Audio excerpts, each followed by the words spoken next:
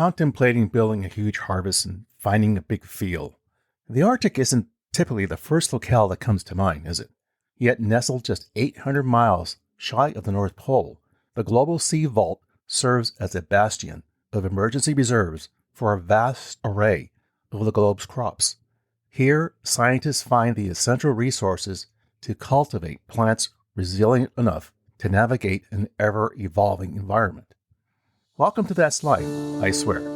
This podcast is about life's happenings in this world that conjure up such words as intriguing, frightening, life-changing, inspiring, and more.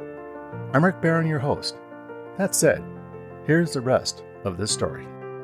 Buried within the deep depths of a giant peak covered with ice sheets is the Vastbar Global Sea Vault, set in permafrost caves on an island halfway between mainland Europe and the North Pole. The vault was launched in 2008 as the ultimate backup for the world's gene banks to protect plants from war, disease, and climate change. Inside the vault lies a critical asset for the future of humanity. Now, this treasure isn't comprised of coal, oil, or precious metals, but rather an invaluable collection of seeds. Now, you may ask yourself, why does this matter? Contained within a global sea vault, situated on the remote Spitsbergen Island, approximately 600 miles north of Norway, are millions of these microscopic kernels representing over 930,000 diverse strains of essential crops. Functioning as a colossal safeguard, this vault harbors the world's most extensive array of agricultural biodiversity. Within these walls lies a tapestry of agricultural heritage spanning over 13,000 years. Now, the desolate wilderness of Svalbard presents an unparalleled sense of isolation. Situated at the utmost reaches of commercial aviation, except for the nearby settlement of Longyearbyen, it stands as a vast, pristine canvas of icy desolation. Referred to as a Doomsday Vault, the Global Sea Vault evokes images of a sanctuary safeguarding seeds for a cataclysmic event or global catastrophe. This was the driving force behind its inauguration on February 26 of 2008. Designed as a bastion of security for crop diversity, this vault houses duplicates of seeds chosen with extreme care, conserved in gene banks around the world. Its mission? To safeguard the world's food supply against any extreme threats that jeopardize the integrity of these precious seeds. From mismanagement to equipment failures, from funding cuts to natural disasters, the Seed Vault stands as a fortification against potential catastrophes. Its custodianship falls under the purview of a three-way agreement between the Norwegian government, Crop Trust, and the Nordic Genetic Resource Center, ensuring meticulous management and the unwavering dedication to its vital purpose. Now, the Global Sea Vault isn't alone. It does have a neighbor nearby on the same island, the Arctic World Archive, which mirrors its mission of seclusion from the dangers of the world. This archive, nestled deep within a nearby mine, opened its doors on March 27th of 2017, aiming to safeguard data for governments and private entities worldwide. When the Global Sea Vault doors were opened, the first samples came in from India, Pakistan, and Syria. Every day, there are large numbers of doomsdays unfolding across the globe. Genetic resources are vanishing at an alarming rate, as stated by Marie Helga, who was executive director of Crop Trust and now working at the International Fund for Agricultural Development. Let's talk about the structure of the Sea Vault itself. Standing near the vault's entrance, which is somewhat foreboding, a stark rectangular protrusion appears against a snowy mountain. Upon first sight of the entrance, one can see why the nickname Doomsday seems rather fitting.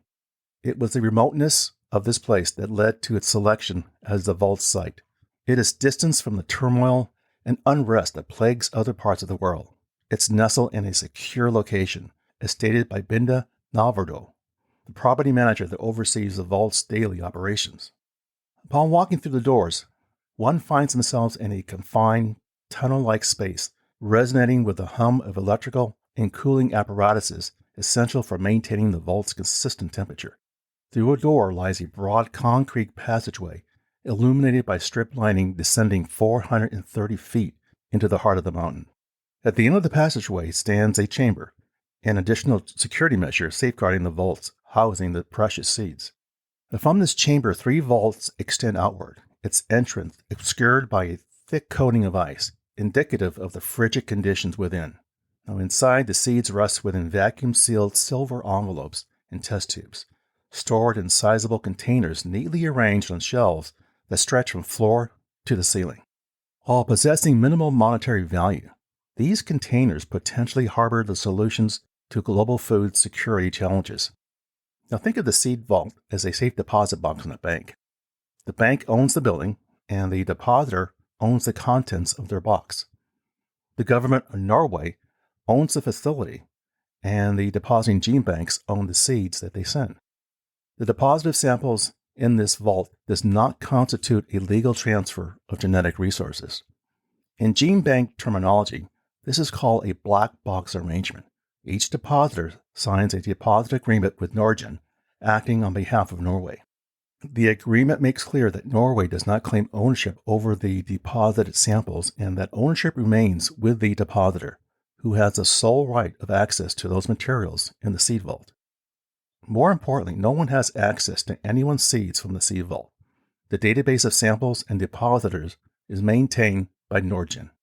Over the preceding 5 decades, agricultural methodologies have undergone significant transformations, driven by technological progress enabling large-scale crop cultivation. However, alongside the increase in crop yields, there has been a notable decline in biodiversity. Presently, a mere 30 crops fulfill 95% of human dietary energy requirements. For instance, only a fraction of the rice varieties utilized in China during the 1950s remain in cultivation today. In similar fashion, the United States has witnessed the disappearance of over 90% of its fruits and vegetable cultivars since the 1900s.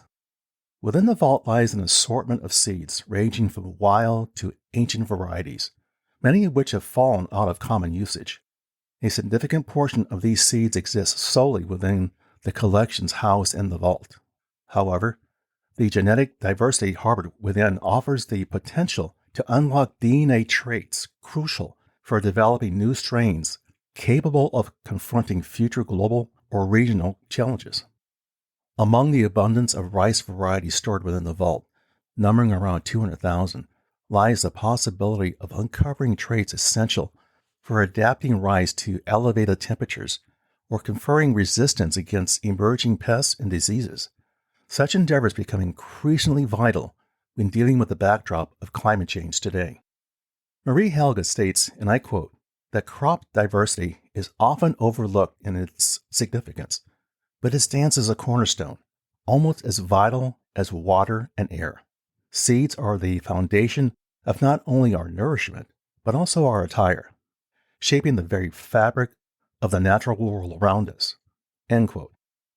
Across the world, approximately 1,700 gene banks are serving as comparable versions of the giant seed vault. They collect, preserve, and exchange seeds to propel agricultural research and cultivate new varieties. The establishment of the seed vault in 2008 serves as a fail-safe storage facility for the large varieties housed within these global networks. In celebration of its first anniversary, the seed vault welcomed over 90,000 new food crop seed samples into its secure chambers, augmenting the total count to a formidable 400,000.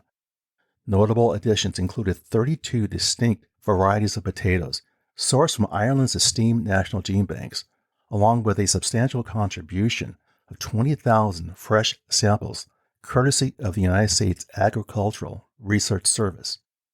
Further diversifying its repository, additional seed specimens have arrived over the years from gene banks spanning the world, including those from Canada, Switzerland, Colombia, and other countries. Remarkably, the seed vault now houses samples representing approximately 1/3 of the world's most vital food crop varieties. The seed vault concept originated in the 1980s under the guidance of Gary Fowler, a former executive director of Crop Trust, gaining traction following the signing of the International Seed Treaty by the United Nations in 2001. Construction was underwritten by the Norwegian government, which, in collaboration with the Crop Trust, oversees the vault's operations. The overarching objective is to secure a duplicate of every distinct seed housed within global gene banks.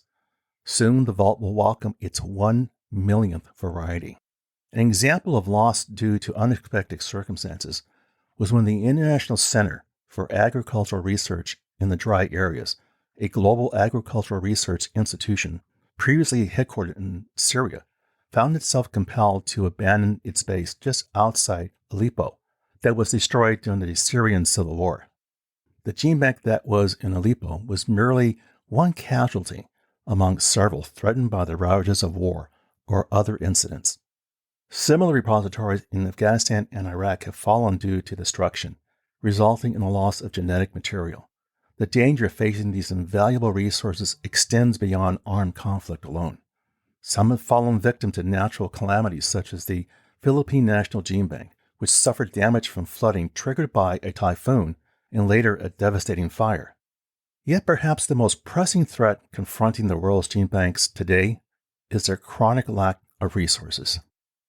Plagued by poor underfunding, many of these institutions lack the means to adequately store or safeguard the seeds under their care. In response, the Crop Trust established a campaign to raise funds for an endowment aimed at ensuring the sustained viability of the world's 1,700 gene bank facilities, essential bastions of global biodiversity. Now, very interesting here, the sacrifices made to preserve seeds has been happening for almost 100 years. A case in point is what took place in St. Petersburg during World War II.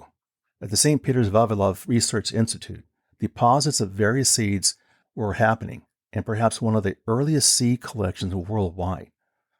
During the siege of Leningrad, a group of about a dozen scientists bravely barricaded themselves within the room housing the seeds that had been collected, shielding them from a hunger-stricken populace and the ever-encroaching German army.